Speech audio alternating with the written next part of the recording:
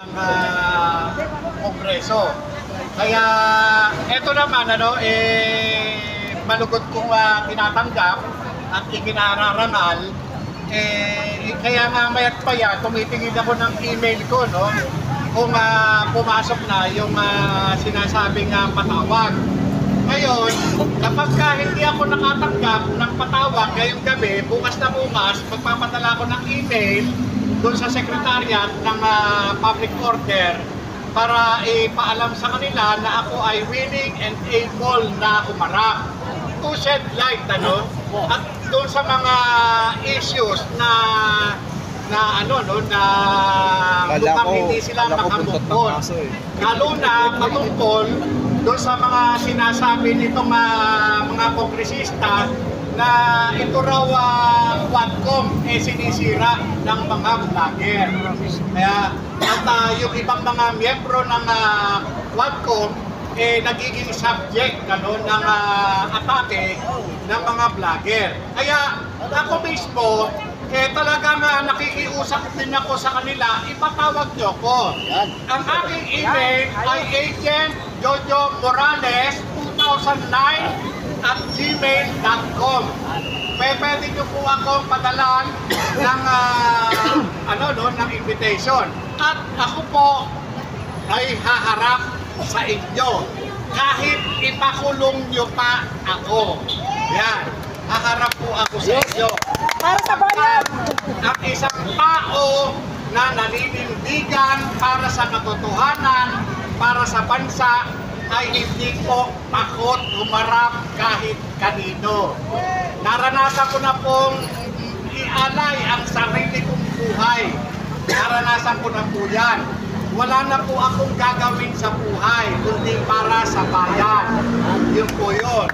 Kaya ako po nakikiusap sa inyo kung kayo man po ay balintulot sa pag-i-issue ng imbitasyon, huwag po kayong mag-aalala sapagkat hindi po mauulit yung yung issue na nangyari sa Senado.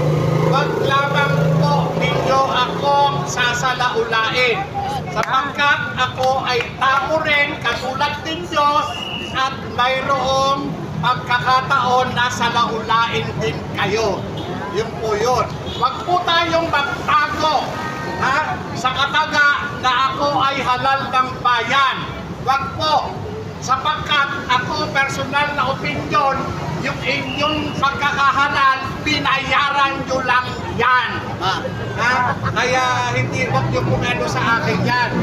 Ako po, talagang itinalaga ko na ang buhay ko bilang isang alagad ng batas. Isang paa nasa hukay, isang paa nasa motel. Ay, nasa bahay.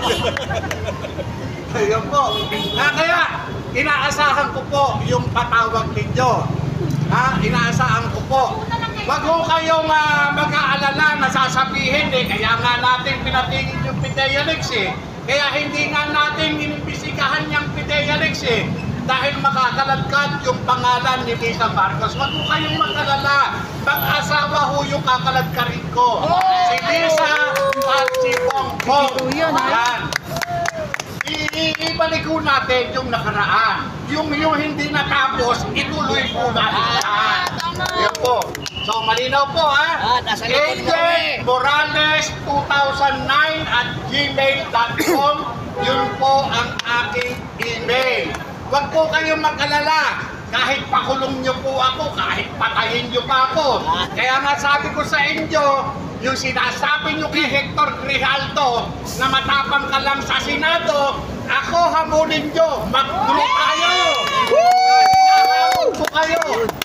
Mapatay nyo ako, buenas nyo! Mapatay ko kayo, buenas nyo rin! Mga nagdaang araw, kung saan ay napatunayan natin kung paano tayo niloloko nitong administrasyong Marcos sa pakikipagsapwatan ng kanyang pinsan na si Martin Romualdez.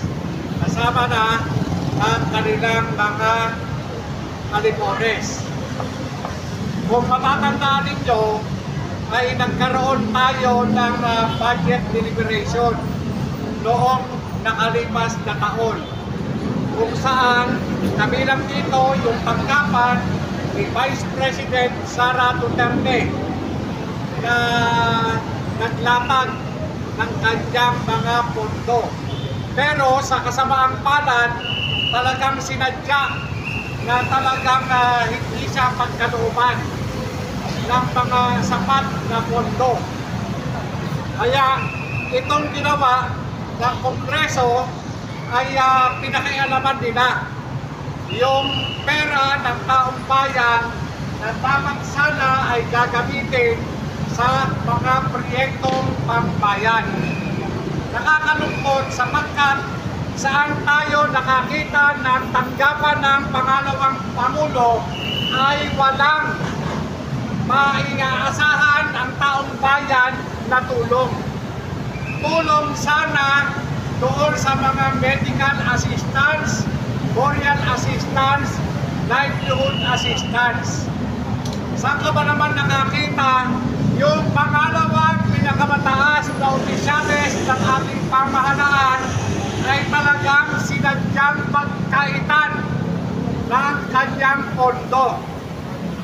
Halos yung itinirang pondo na lamang na inaprubahan para sa tanggapan ng pangalawang Pangulo ay ito na lamang ay panggastos sa kanyang opisina at sapat lamang sa pagpapasweldo ng mga tauhan o empleyado ng Office of the Vice President. Mga kapatid, kung hindi pa tayo magtutulong-tulong, papaano na?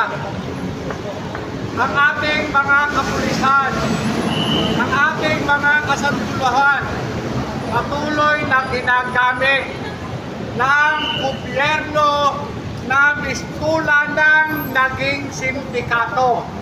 Sindikato na ang tanging palapigasan ay ang ating pondo ng bayan. Dati-rati, ang mga nasa gobyerno ay umaasa lamang doon sa mga intelihensya, mula sa mga illegal na negosyo, katulad ng sugal, putahan, mga iba't iba pang mga racket, droga, at iba't iba pang illegal. Ngayon, ang ginagamit na nila ay yung ating pondo. Talagang harap-harapan na po tayo na niloloko at pinagnanakawan. Ang malungkot nito, meron tayong mga kasunduluhan, meron tayong mga kapulisan, patuloy na nagagamit, patuloy na nagpapagamit. Kahit alam naman nila na talagang sinasalaula na tayo ng pamahalaang Marcos.